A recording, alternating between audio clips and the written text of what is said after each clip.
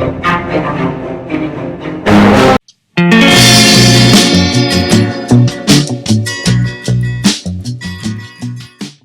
is Brian with ScreenFiles.com and Review.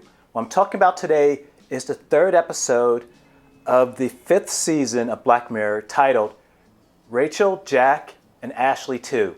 And I must admit that I was willing to dislike this episode sight unseen right off the bat. Why is that? Because it stars Miley Cyrus, who, I should mention, I've virtually never heard any music from. I may have heard one or two songs, but certainly no more than that. And I know nothing about, but I was ready to dislike it because I've been conditioned to believe that she produces a certain type of music, and that music is incredibly lame. And it very well may be, but how can I judge that without actually listening to her music? So I went into Jack, Rachel, and Ashley Too with a built-in bias right off the bat. And I have to say, this was an awesome episode. Probably one of the best, in fact. It wasn't as good as Striking Vipers, but I would have to put it ahead of Smithereens, if only because the underlying concept of Rachel, Jack, and Ashley Too is stronger and sticks more to the theme of Black Mirror, which is our relationship to technology. So it's much more faithful to that concept and therefore ranks higher than Smithereens, despite Smithereens being more strongly acted. Rachel, Jack, and Ashley Too revolves around a singer, played by Miley Cyrus, who is managed by her, I believe it's her aunt. And she's really evil in the sense that she only cares about Miley Cyrus's character for the revenue she can generate. And that's it. And she'll do anything to make that happen. If it means drugging her, if it means manipulating her, she'll do it. As long as Miley Cyrus's character continues to put out records and provides money for her. There's a parallel story that runs alongside Miley Cyrus's story about these two sisters and their father who buy this figure.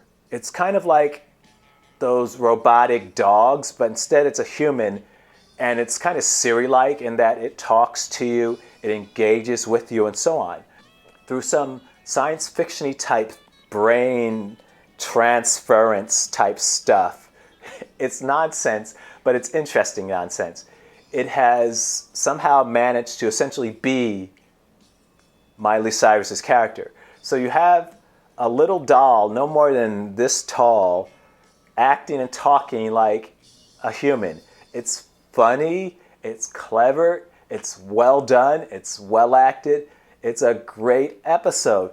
Again, this shocked me because Miley Cyrus. But putting my own biases aside, this is a really good episode. And it reminds me of why I like Black Mirror so much.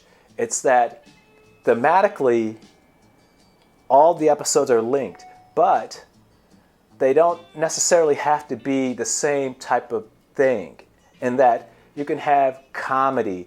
A lot of Rachel, Jack, and Ashley Too is geared towards comedy. That's not to say there's not some serious stuff.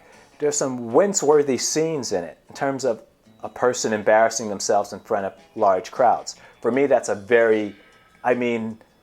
the most cinematic violence, as in gore, doesn't bother me.